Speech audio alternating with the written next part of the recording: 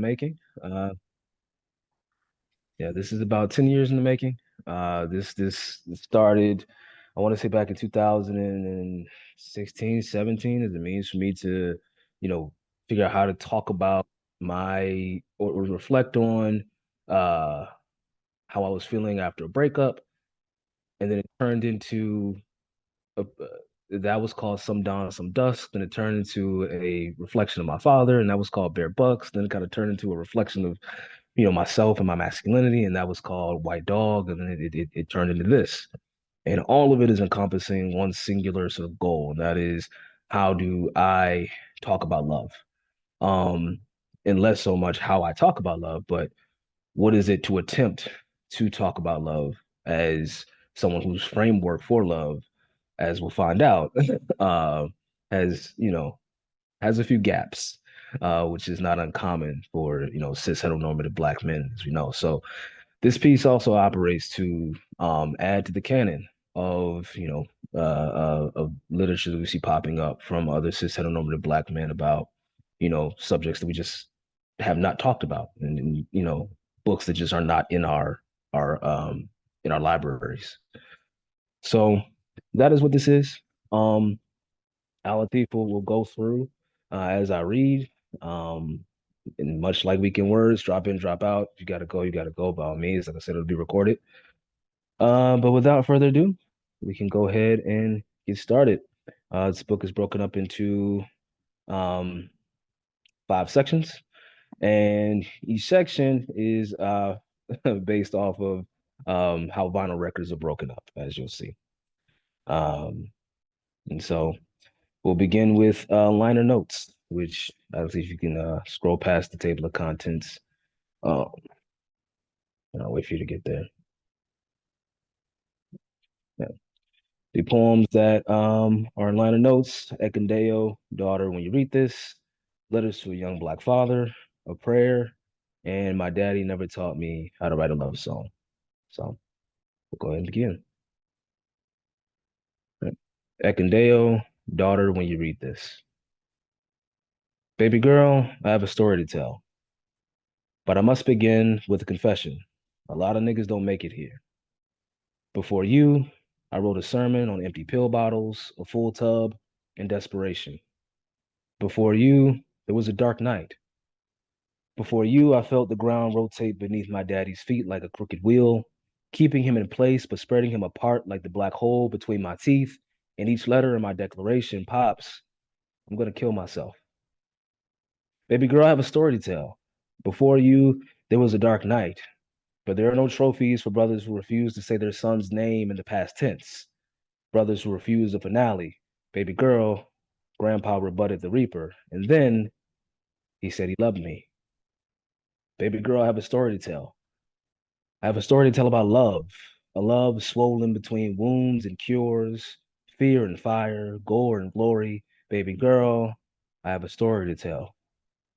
A story about me, about you, about men with no names and those whose blood betrays them. I have a story to tell about men, about me, about you. I have a story to tell about me, about you, in the theater of our disappointments. I have a story to tell about me, about men, and about the ones who pay the price. Baby girl, I have a story to tell because Grandpa said he loved me. And you must understand your duty to treat that word with more sacrality than the totems which clear the skies first. You must know where to clean that word in spots that I've missed in my errors, the spots I've avoided. Baby girl, I have a story to tell because I still do not know what in love did the old man summon to save my life that he might not be able to conjure to save his own. I just know had he not, you wouldn't be here.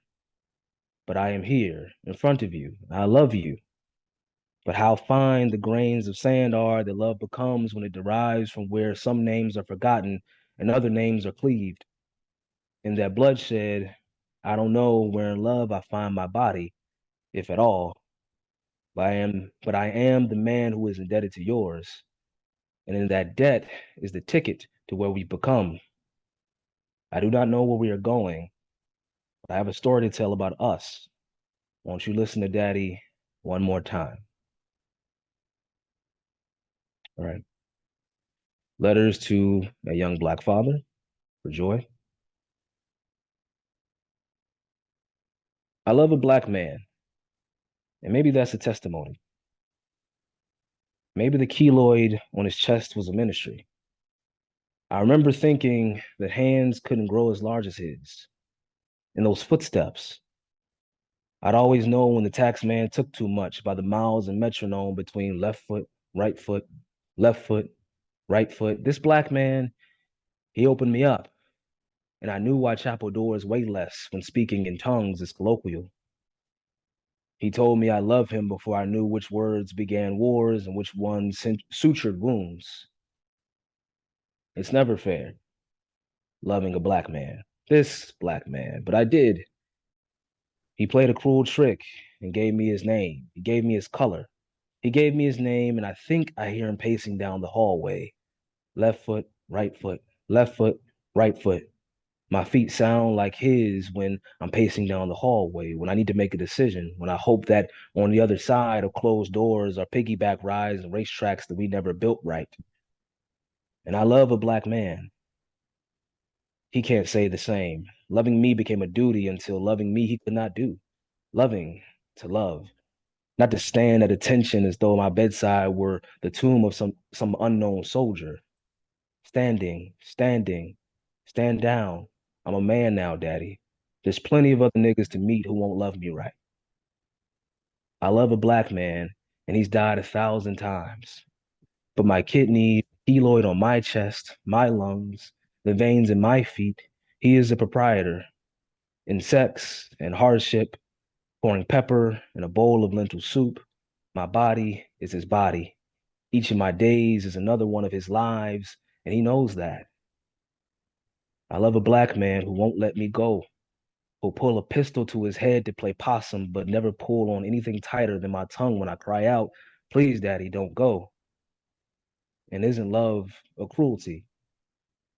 But I love a black man, one whose body, like Christ, was used as a bargaining tool for good faith, abandoned by his mother, abandoned by his father, abandoned by his mother.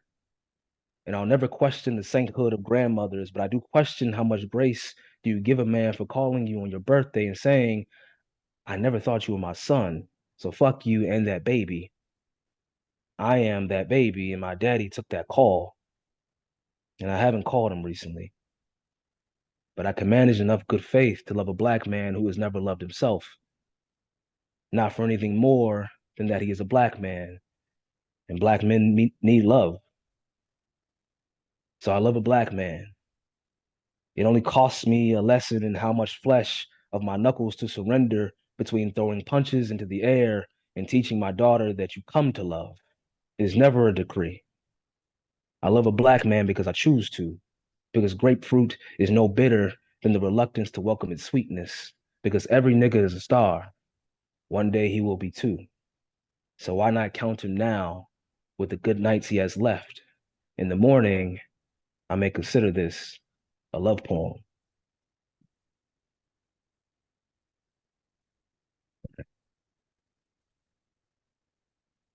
A prayer for that nigga in the next poem. I've never written anything more loving than this. Or maybe a benediction doesn't need much. Pomp and circumstance, ribbons and rainbows, best wishes and all that should be said is fuck you. And gratitude and grace, fuck you. For my anxieties and for my ruin, fuck you. For what isn't yours but begins with you, and to your sexy that swooned grandma first, fuck you. For my daddy issues and the pillow talk that ends with Suubana, fuck you. For the string I use to trace your face from the features that make me my daddy's son, fuck you. For any of your good days, fuck you. For when forgiveness is all we have left, and the name Lawrence, aka Grandpa, of which my worship begins in your stead, fuck you. Fuck you in love and all due self respect it took to call this a poem. I never imagined you deserve my bravery, but I need to finish this book. You only get one debut. All right. in the last poem in this section. My daddy never taught me how to write a love song for Anthony and Delirious. I've been thinking about love lately. Funny because I don't have much to think about. I thought I loved a woman for 7 days, 7 Junes ago. A southern girl by way of Nigeria and Fifth Ward. She had a name that tastes like the juice of a nectarine waiting down your cheek after the first bite. She had a soul on her that kept me nostalgic for Saturday mornings, spilling Cheerios on the carpet and hollering at commercials on the TV because mesothelioma wasn't my jam. I was more of an X-Men kind of dude. But she was fly. I mean, that girl was fly, cool like grandma before she got saved, running numbers in the pool hall kind of cool. But a Monday became another Sunday, and the taste of her was a bit bitter. Not her fault. See, my daddy never taught me how to write a love song. So I had to choose between David Ruffin or Genuine, Wu-Tang or Jodeci, Nelly, Usher, Big Punisher. And did you know Roger Pennsylvania shot himself after writing I Wish It Would Rain? A broken heart, they say. And something else. Please, something else. Because the first time I heard Love Don't Love Nobody, I couldn't understand that the last time I'd hear that song, I'd be staring into the sun because my eyes ain't done nothing but cause me trouble. And why my dick do my spirit like that? But again, my daddy never taught me how to write a love song because his daddy, well, he ain't know him.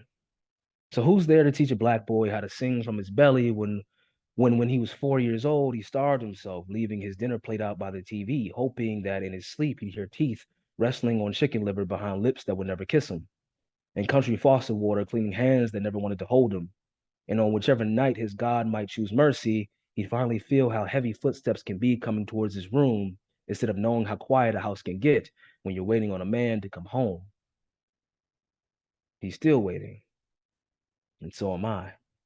See, my daddy never taught me how to write a love song because his daddy, I'm sorry, because that nigga never, and whoever before that, and whoever before, and then the Atlantic, and then the yoke, and then the gags, and then the fetters, and then the whip, and every excuse not to read bell hooks. See, that girl was fly. She was fly. She was so cool. Just not as cool as the ice I put my tongue on anytime I rapped. Ain't no fun when you can't trust a big button to smile. So don't treat a girlie well until you know they sweet. Because these hoes ain't loyal and I got them in different area codes. So fuck bitches and get money and a medley of barbershop gospel that I call signified. Ancestral before I learned the name Henry Bibb. Before my granddaddy forgave his drinking while sitting on that park bench, before my mama forgave my daddy for the songs he couldn't sing, before her, but her man, sorry, before my mama forgave her daddy for the songs he couldn't sing, but her new man sure sounds good, if I'm guessing from her smile. I can't call it. I don't think I could even if I tried, but I can weigh it, and it's so fucking heavy, man. Heavy like a baritone at a Barry White, or an untuned bass line on an uptown Saturday night. It's heavy like her flavor, heavy like a rainy night in Georgia, heavy like a name that's heavy like a giant. But sometimes I sure miss saying it next to mine, even though it ain't make no sense to say it all. Silly, silly me. Right. So that is the liner notes or the first section of My Daddy Never Taught Me How to Write a Love Song. Um it's essentially is the preface of the piece. It welcomes where I've arrived. In being a single father, where I've arrived at being a son, where I've arrived in, you know, my understandings of love, which will carry us through. So, at the present, I want to offer an opportunity for folks to share any reflections, any thoughts before we move forward, which, of course, there's no pressure. And if not, we can certainly move to the next section. But I do want to give space.